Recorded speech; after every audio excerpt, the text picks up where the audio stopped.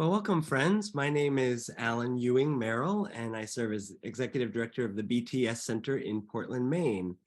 Building on the legacy of the former Bangor Theological Seminary and guided by a vision of human hearts renewed, justice established, and creation restored, the BTS Center seeks to catalyze spiritual imagination with enduring wisdom for transformative faith leadership. And we do that by offering theologically grounded programs of continuing education and spiritual vocational formation, workshops and retreats, learning cohorts, public conversations like this one, and projects of applied research. Today, we're just delighted to welcome you to this first event in a brand new series called Let's Talk, Conversations That Matter. Today with Rabbi Natan Margalit, whom I will introduce in just a moment. With me today is Kay Ahmed, who serves as operations manager here at the BTS Center. Kay is recording the event, wrangling technology and other details behind the scenes, and just making sure that everything goes smoothly. Thanks for being here, Kay. Go ahead and give a wave if you want. And on behalf of all of us who are here, who are part of the BTS Center team, I want to welcome you to this gathering. It's wonderful to see you here. Some of you are familiar faces, so welcome to those of you who participate regularly in programs of the BTS Center. And it's great to see some new faces as well. So welcome especially to those of you who may be finding the BTS Center for the first time today. We also want to offer a quick shout out to those of you who may be joining us on Facebook Live. So we're glad that you found us today as well. Now I want to invite all of you to just kind of show up in this space and say hello to others who are here with us in the Zoom room. We're a small group today, which is great. But for the time that we're together, we can be a little community. So first I want to invite you to open the chat box and just share with us where you're logging in from geographically, so we can see who's represented in this Zoom room today. Just take a moment and share in the chat where you're logging in from today. I see the New York City metro area, Reedfield, Maine, Dover, New Hampshire, South Portland, Maine, Weston, Massachusetts, the west end of Portland, Maine, Iowa. Where are you logging in from today? Manitoba, Canada. Welcome to our friends to the north.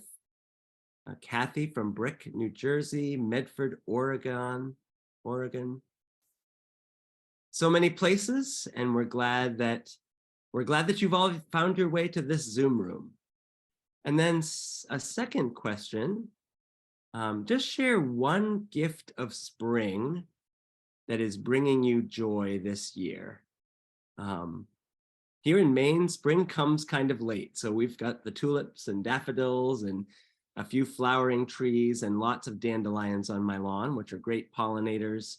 But how about for you? What is one gift of spring that is bringing you joy today?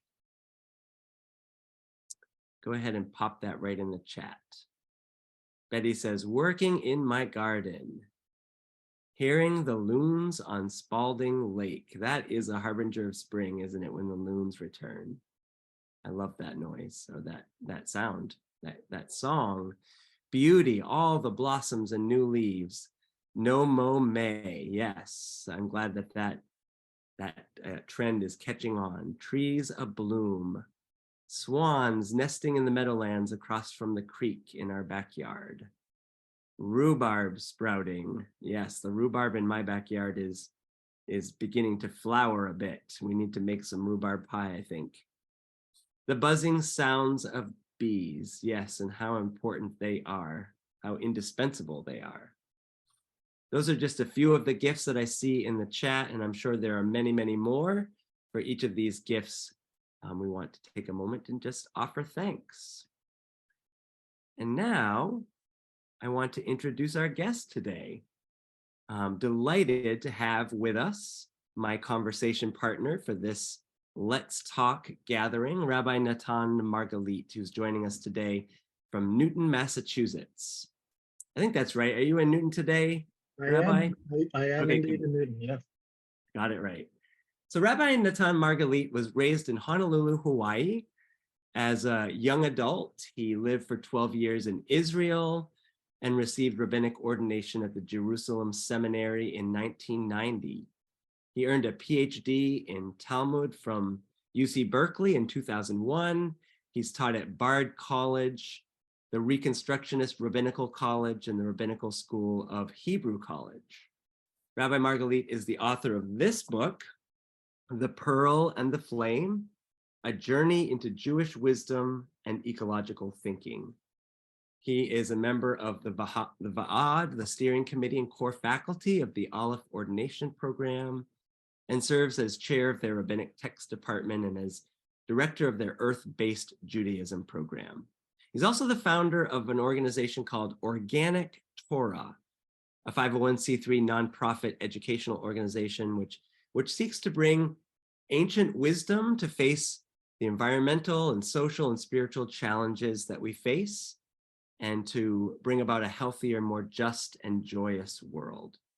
Rabbi Natan lives with his wife, his 2 sons, and their dog Pele, who, by the way, is not named for the soccer player, but for wonder and for the Hawaiian goddess.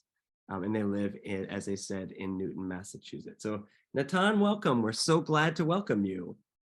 Thank you, Alan. It's really my pleasure to be here. This is great, and just to see all these folks who I don't know. So it's great to meet new people. New friends, right? We're new friends. Yes. Yeah.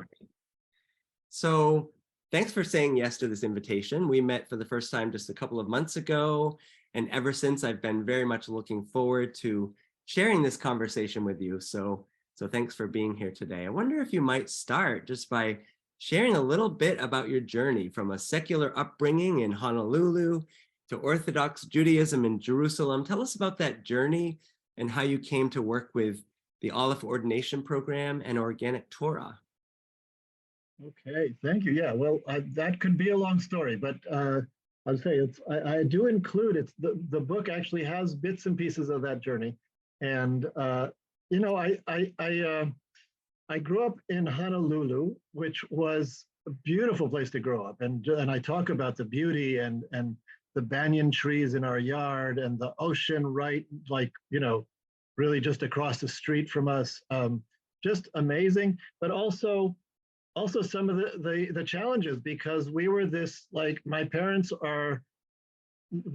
came from New York. They were New York Jewish intellectuals, and we were culturally felt a little bit different. And so growing up, I felt a little bit like I was trying to fit in. I learned how to surf. I learned how to, you know, speak Pidgin English, which is what people speak in Hawaii. And yet I didn't quite ever feel like I was totally fitting in. And I had like a kind of what I call an ugly duckling experience when I went in. Finally, I was like 15 years old or so, and I went to a Jewish summer camp in California, and I all of a sudden like realized it's like, oh, these folks actually talk like we do, like they do in my house, and it was a really, and that kind of got me started, because we had very little connection to Judaism, or we barely knew any other Jewish people, and so that kind of really got me excited to explore that. And after a year of college, I went, you know, I took off, and what I thought was going to be a 3-week tour of Israel, but I had some experiences which are transformative there, and I ended up going back and spending 2 years in Israel in the middle of college, and then ended up, after finishing college, ended up staying for basically 12 years altogether, and living there and studying there, until I sort of came back. I was Orthodox. I went really from one side to the other, and that's part of the story, was that, like, it was kind of bouncing back and forth from secular to Orthodox, until I sort of found my way back to what I think now is actually feels a little bit more like an integration, which fits me. And that's sort of one of the themes that I talk about, is kind of either or, where I'm trying to get away from this sort of either or dilemma and figure out how to be a both and. And that really sort of leads into what I'm talking in the book, because it really is, how do we find between sort of like the wisdom of our ancient traditions and the pull of modernity? How do we find that? It's like, it makes it not just an either or choice where they're sort of like one or the other at war with each other, but how can we actually really find an integration? And that's one of the things I'm really excited about, that got me to write the book. Was actually, I felt like there were certain things I picked up along the way that sort of led me to a way to feel like, yeah, we actually can integrate ancient wisdom into some of our modern, really the cutting edge of our modern thinking. Not only can we, but I think this is a moment when we must, right? Exactly. Yeah, I think we need to shift directions. We need to, like, people talk about a paradigm shift, and I think that we're all sort of aware that this is a point of decision. Like, we can kind of like going business as usual, but there's a opportunity for a paradigm shift. Absolutely. I love that story of a 3-week trip that ended up being a 12-year home, but the transformation that happened. And as you say, this book is in part, the story of that and some of the insights that have come from your own journey and your own transformation. So let's talk about the book for a minute. Published in 2022, so it's kind of brand new, hot off the press, available to all who are gathered in this Zoom room, I'm sure, and we'll talk about that in a few moments. But I wondered if you could share a little bit about the title, because it's so interesting, The Pearl and the Flame. Of course, the subtitle, A Journey into Jewish Wisdom and Ecological Thinking. But tell us about the origin of that phrase, the pearl and the flame, and why is that significant? And maybe after you've done that, just share a little bit about the conversation that you're trying to provoke with this book. Yeah, no, it's like we spent a long time with the publisher trying to figure out what the title, because the pearl and the flame is really nice and picturesque, but people don't know what it means. So thank you for asking. It's actually, it comes from one of the sort of core stories that I tell. It's a story that's told by the rabbis, but by the ancient rabbis about 2,000 years ago, really. And it's from a midrash, which is actually one of the creative rabbinic sort of commentaries on a text, and it's a commentary on the Song of Songs. And so I'll tell you the story, and then there's a story is that there was one of these, he was a student actually, a young rabbi named Ben Azai, and he was sitting and studying scriptures, and the other students noticed that there was fire all around him. And he wasn't getting burnt. It was actually, he looked actually like he was really very happy and almost in a exalting in this the pleasure that he was getting from studying these scriptures. But they were worried about what's this fire. And so they called his teacher, the great Rabbi Akiva, who was the greatest rabbi of that generation, and because they were worried that he was doing some kind of mystical practice. And Rabbi Akiva came over and asked him, he said, Ben Azai, are you doing the chariot mysticism, which was this deepest mystical practice that a student shouldn't have been attempting? And Ben Azai said, no, I'm not doing the chariot mysticism. All I'm doing is I'm stringing the words of the Torah like pearls to the words of the prophets, and the words of the prophets to the words of the writings. And the words are as happy as when they were given at Mount Sinai.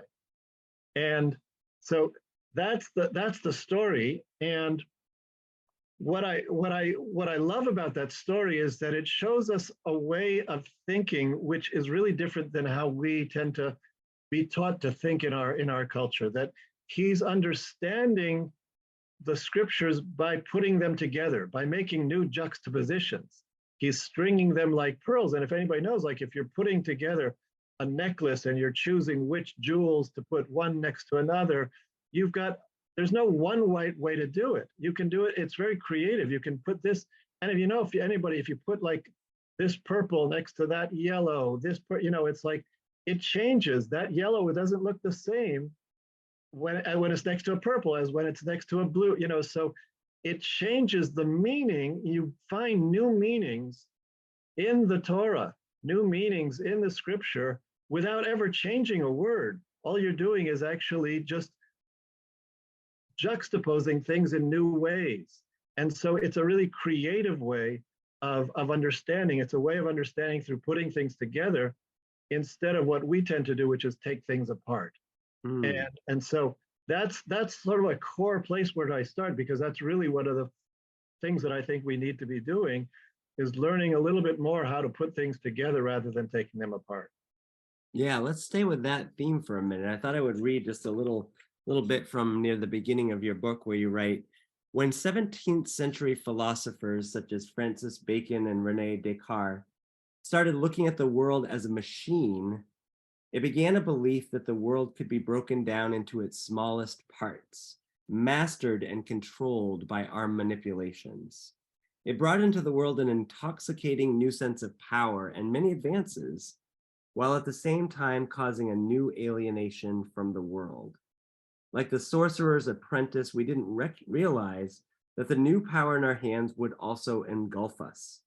If we treated the world as a machine, we would come to treat ourselves as machines.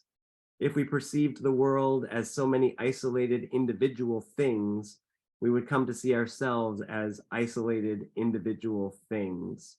We would blind ourselves to our connected relational nature. We became alienated not only from our surroundings, from nature, but also from one another, from our own bodies, our very selves. Reducing everything to its smallest component is a powerful tool.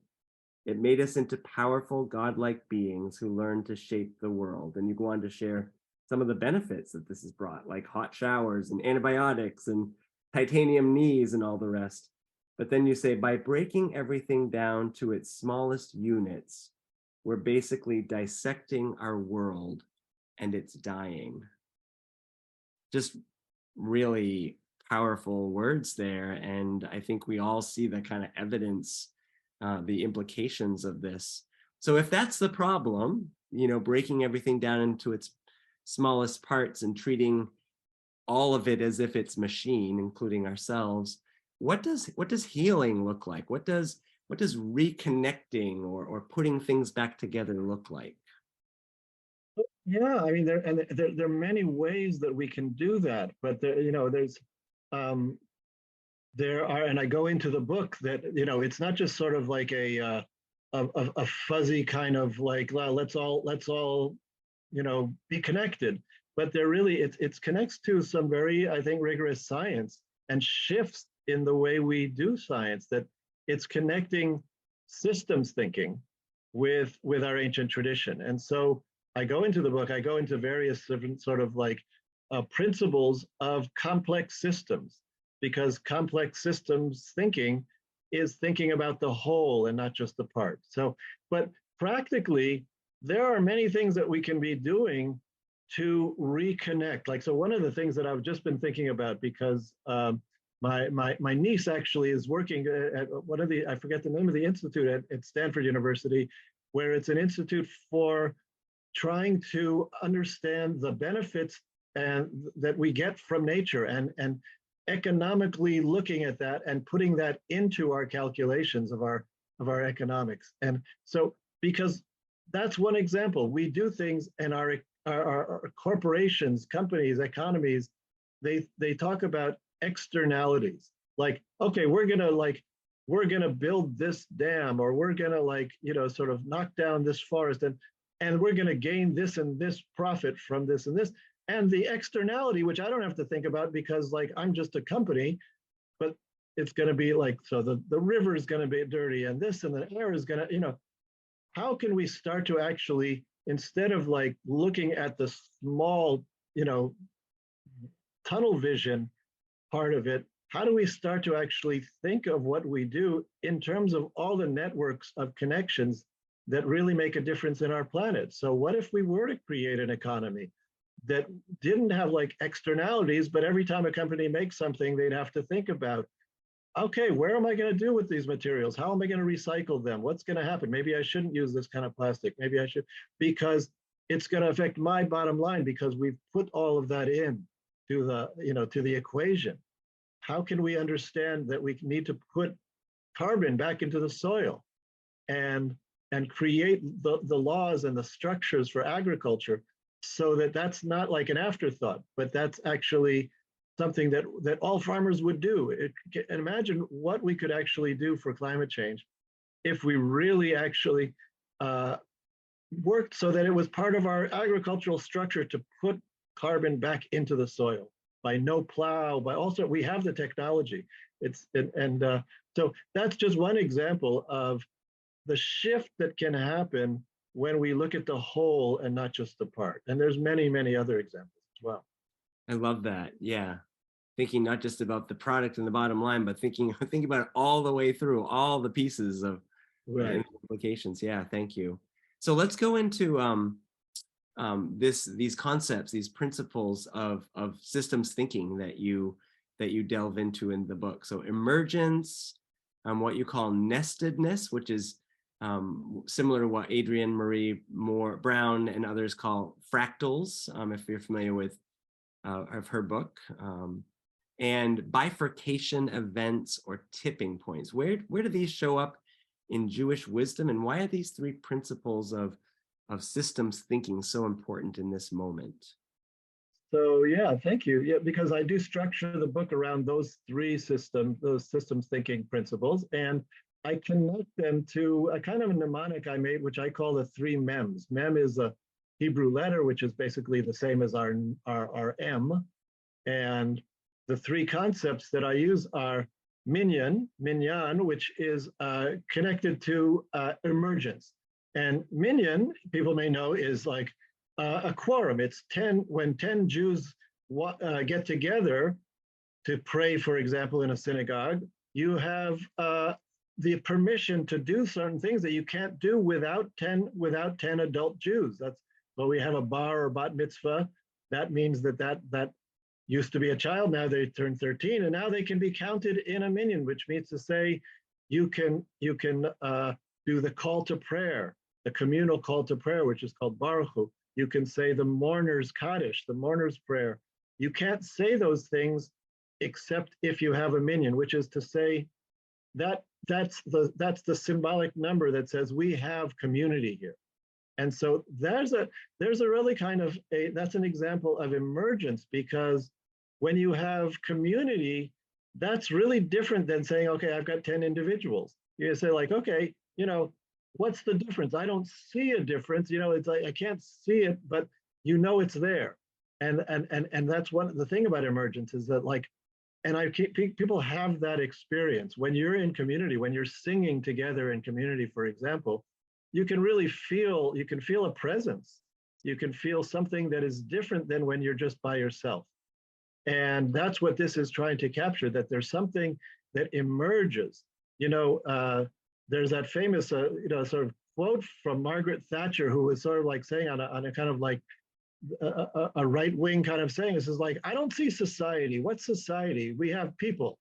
And yet we do have society, even though you can't see it. You can say, yeah, all I see is people, but in fact, we know that there is there's a level there that exists, and we need society. So emergence is so important. The second one is I call mikdash, which means sanctuary, and that has to do with, as you said, fractals or levels of organization. Just like you have a cell within an organ, and an organ within a body, and the body within a family, which is within a community. And those are all levels of there's a wholeness to all those levels, and there's a boundary, but it's a permeable boundary. And that's really important, because just like in the question of a mikdash, a temple, or the ancient temple in Jerusalem, you had the Holy of Holies, and then you had the holy area, then you had the priest court, and then you had the other court, and then you had the walls, and then you had the Temple Mount, then you have the walls of Jerusalem. So many things that we find in Judaism are structured to be, it's again, the both and rather than either or. We can say, well, this is holy inside the synagogue, but does it mean that's the only holiness? No, there's also holiness outside in society. We can say, I'm connected as an individual, I'm connected as a community, and I don't have to choose one or the other. That's the principle of nestedness. And then you have the third one, which is tipping points or bifurcation events, which is, say, a small action can have huge effects, but you never know. because that's what happens in a complex system. You could have like the butterfly flapping its wings in China and causing maybe, but you don't know, maybe causing a hurricane in Kansas. So I connect that to the Jewish concept of mitzvah. A mitzvah is what's generally seen as a good deed or a commandment, and it means that you do a small action. Maybe it's helping somebody across the street. Maybe it's a ritual commandment like keeping the Sabbath. Maybe it could be any, but it's a small discrete action. And you do it because it's the right thing to do, because it's a commandment or because it's simply the right thing. And you never know, it might change the world, might not. And that's the way we find in the world, the way the world works, because things don't move in a linear kind of way. You can send that one email and it could go viral, or in the opposite direction. If we change the climate 1 degree hotter, it can like cause a feedback loop that sort of like goes viral in the wrong direction. So things don't work linearly, but like by one small action, which can have a huge effect. So that's the very quick version of those three principles, which are common between the ancient Jewish ideas and modern systems thinking. I love those connections that you're making. And of course, if someone wanted to go into greater detail on any of that, they could read your book, right? Good idea. Good idea. Yeah. So let's talk a little bit more about the Jewish reading of Torah. You've mentioned the stringing of pearls, and you've mentioned this rabbinic practice of midrash, which I wish there were a Christian version. There isn't really a comparable thing exactly. But why is this significant for meaning making, especially in this moment as we confront the urgent realities of a climate changed world? Yeah, well, I mean, there's so many things, and I think I start with that story because like midrash is saying that the text that you look at has more than one meaning, that we can jump into it, we can find a contradiction, and when we find something that bothers us in the text, we don't have to throw it out, or we don't have to explain it away, but we can, like, as it were, jump into that contradiction and see where it leads, and it might have more than one answer. And that's one of the things I think I love about midrashic thinking, is that if you look at these texts, it can drive people crazy because it's like, well, what's the answer? Well, here's 5 answers, and I think that's so important for our world today because we are so polarized, and it actually the ability to have a pluralistic view that says that there isn't just one answer, but that in fact we need to actually encourage a lot of different opinions and a lot of different diversity. We need to embrace that diversity. And the way that we do that actually is through one of those principles. So that principle that we talked about of nestedness, that says that, like, I can be both in my small group, but that doesn't prevent me from being part of the larger group. So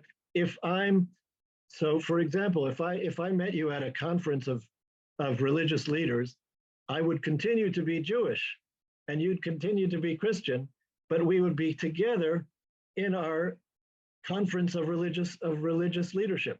And so we don't give up our differences, but we are embraced in a larger whole. And so when the United States or France or other countries get together for a climate, conference, we're not going to give up. It's not going to happen that we're going to give up our national interests, but we also have to realize, listen, we're all sunk if we don't realize that we are part of one planet. And so we actually need to embrace this idea that I can disagree, but I don't destroy you because I'm disagreeing with you. You are part of the same group on another level. And so that idea that it's not either or. I can be both particular and universal. I can be both tribal and universal at the same time. And it's not an either or. We need that kind of thinking. That's why you can have an argument. Like when I'm in a family, I know that, like, you might have this experience, but my kids will like talk back to me and do sorts of things that they would never do at their friends' parents' table, because they know that they're embraced here as part of the family. and they don't have to worry because they can have their opinion and they can act out because they're embraced in a larger whole. And when we see that we're embraced in a larger whole, we can disagree safely. So that's one of the things that I like about midrashic thinking. Yeah, I love that. And it does feel so important in this moment. And in the scenarios you've described, it also isn't coming together and settling for the lowest common denominator, right? It's bringing the fullness of who we are, whether that's you as a Jewish rabbi and me as a Christian pastor. It's not settling for the lowest common denominator, but bringing the fullness of our traditions. And exactly. I wonder if that could be true also with, with the COP 27 or whatever, when the Council of Parties come together, can we bring the fullness of our interests and also find common interests? Exactly. When people feel secure that they have their identity and they don't have to, I think part of it is that people don't feel secure and they feel their identity threatened, and then they circle the wagons. And when we feel secure that like, okay, nobody is trying to take away my identity, then we can be open to dialogue and pluralism and see that it's like, yeah, we can actually embrace difference. And I think that's so important. If ever there were a situation that, in which we are caught up in the mutuality that Dr. King described, like, this is it, right? We're all sharing this one common home. Yeah, and there's so much at stake. Thank you. And I love this idea of the sacred text as being living, not fixed and dead in a book, but living and breathing and having life in our reading of it, in our teaching of it. Exactly. Yeah. And in Judaism, we call the Torah, we call it Eitz Chaim, we call it a tree of life. And it really is supposed to be that it's not like that every generation finds new meaning. And that's what keeps it alive. And that's what Midrash does. It says like, yeah, we are not going to change the text, because the text, we say the text doesn't change, but the way we can like sort of find a new context, a new juxtaposition, put something, and that's what I do in the book. I put together some ecological writings from, Wendell Berry and Michael Pollan and Robin Wall Kimmerer, and I put those texts like up against like the Jewish texts. And it's sort of, wow, that sort of like it brings a new meaning that wasn't there before we compared those two things. And there's emergence, right? The whole is greater than the sum of the parts. Yeah, exactly. That's emergence, right? Wonderful. Well, we're going to stop right at 1. So we have a few moments left, and I wonder if there's anyone in the Zoom room that has a question. I want to give you an opportunity in these last 11 minutes or so to pop a question into the chat box, and I'll see if I'm able to weave them into our conversation as we continue. I wonder though, Rabbi, I find in conversations often we talk about a climate changed world. The climate crisis is not scientists' prediction of a future reality, but it is the world in which we are living now. People often want to talk about hope. How can we be hopeful in a world of accelerating climate devastation? And I think often in that question, people are confusing hope and optimism, which in my thinking are not the same, although we often conflate them. So I'm wondering, from your Jewish tradition and your own kind of thinking, how do you think about or talk about hope in this moment? Well, one of the things actually I do talk about that, and I quote Václav Havel in the book about exactly that question, because it relates to that idea of the mitzvah. It relates to that idea that because things aren't set, that's really this idea of that we're understanding now that in a complex system understanding of the world, things can change in the blink of an eye, and I do put together Psalm 37 with Václav Havel to say that, like, that the oppressed, it says don't get too upset, don't get angry, because things can change in the blink of an eye.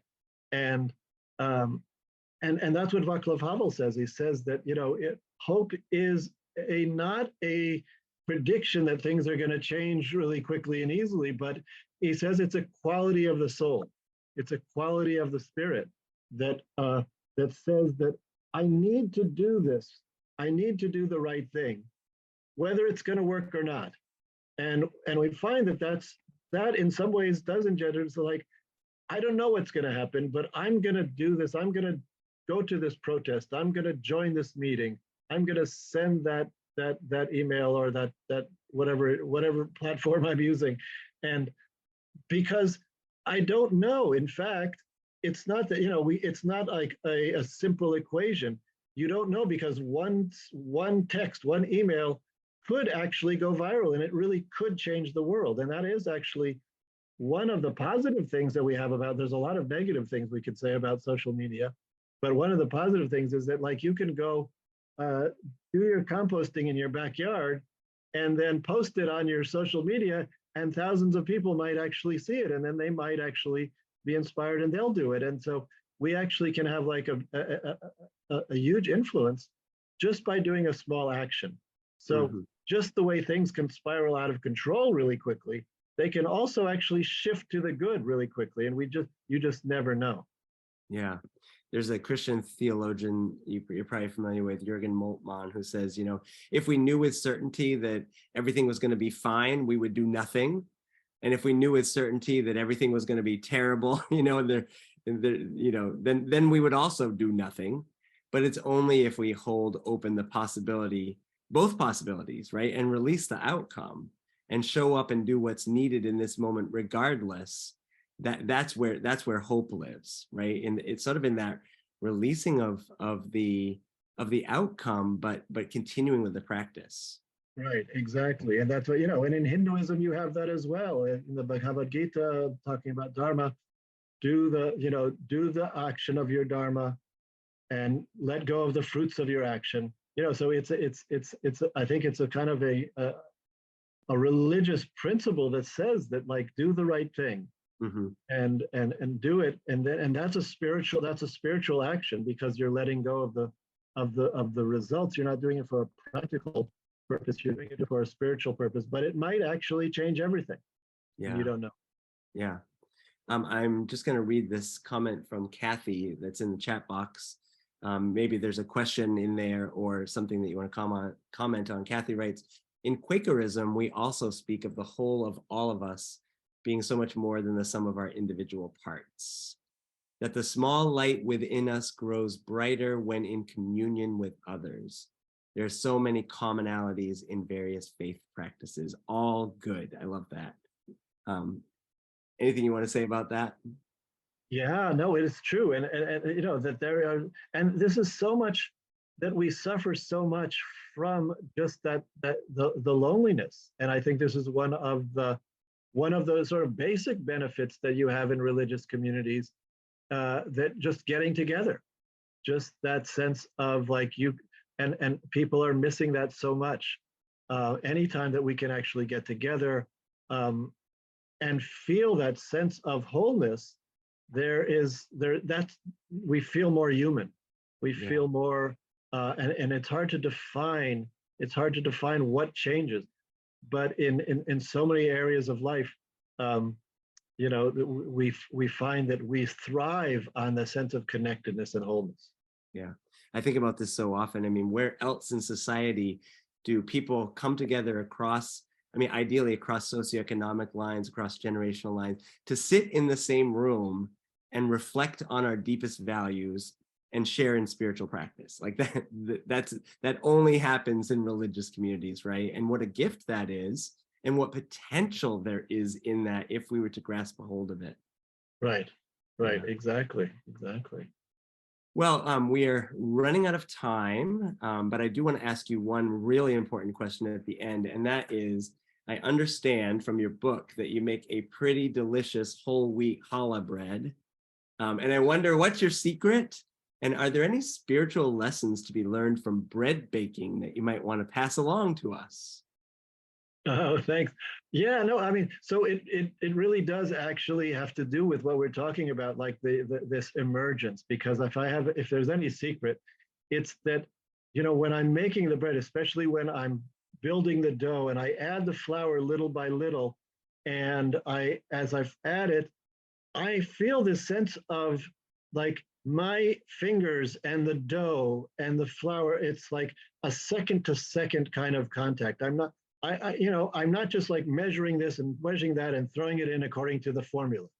It's a feedback loop that I feel, and that's the fun part of making the dough, is like doing that kneading until it's just right. And I have the feel in my fingers and the dough, and it's different every time. It might be a hotter day, or it might be more humid, or it might be a different kind of flour that time.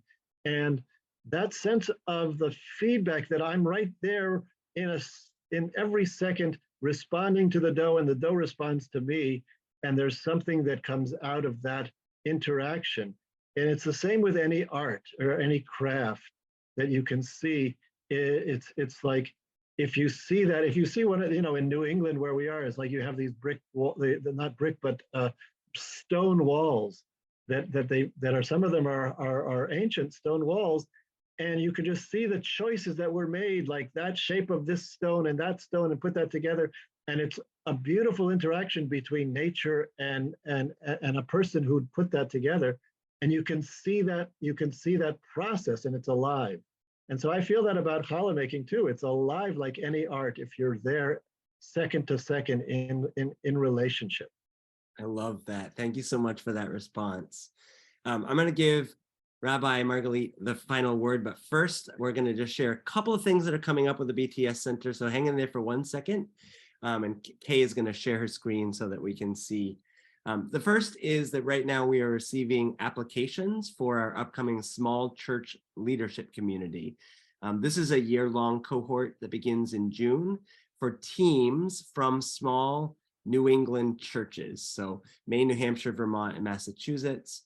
We invite you to form a team of 3 or 4 plus the pastor and apply. We're accepting 6 congregations into this cohort. And the applications are due May 15th, so that's right around the corner. Secondly, if there are any chaplains here in any setting, college, hospital, military, hospice, we're getting ready to launch a conversation circle focusing on chaplaincy and the environment. You can learn more on our website at the link that Kay is putting into the chat. Thirdly, we have this amazing series called Lament with Earth. This is an online space with poetry, music, imagery, scripture, ritual, just to provide space for grief and lament as we think about the realities of climate change and seek hope in community. The next in that series is coming up on June 22nd. And lastly, I'll just mention that our annual convocation is coming up at the end of September. This is an event that has been held every year since 1907. And this year we're going to be back in person in Hollowell, Maine, focusing on this theme, kinship, reweaving the great web of belonging. So mark your calendar for Thursday and Friday, September 28th in Hollowell, Maine, and registration will open on June 1st. I should also add that I'm going to be leading 2 more of these Let's Talk events coming up in the coming weeks. In 3 weeks from today on June 1st, we'll have Andy Lloyd and Andy Nagy-Benson, who are discussing their new book, Letters from the Ecotone. This is letters written back and forth between a scientist and a pastor during the pandemic, exploring the realities of climate change from the perspectives of ecology and Christian theology. And then on Tuesday, June 13th, a conversation with Portland, Maine's poet laureate, Maya Williams, who has a book coming out in 12 days, actually a collection of poems called Jesus and Suicide. And we'll be talking about that, and she'll be reading some of her poems. Okay, watch for information about these coming up. Natan, before we end, a final word that you'd like to offer, and then I know you have to duck out for a 1 o'clock meeting. Thank you so much, Alan. Well, first of all, I want to thank you because and Kay and everybody who was here, because it really was a very pleasurable conversation. And as we're talking about, this is more than me, more than you, there was a wholeness that I felt emerge from our conversation that I couldn't have come up with that by myself. And it was just such a pleasure to be together with all of you. And I hope that I get a chance to talk and learn with all of you in some future time. And of course, it'd be wonderful if you read my book, and I always welcome comments and questions. So again, thank you all for being here, and it's been a great pleasure. So I wish you blessings for the rest of your day and the rest of the week. Thank you so much. We'll look forward to our paths crossing again sometime soon. So we're out of time for today, friends, but let me say again, thank you, Rabbi Natan Margalit, for joining us. Thank you all for being in the room today. Go in peace, and please join us for an upcoming event. Bye for now.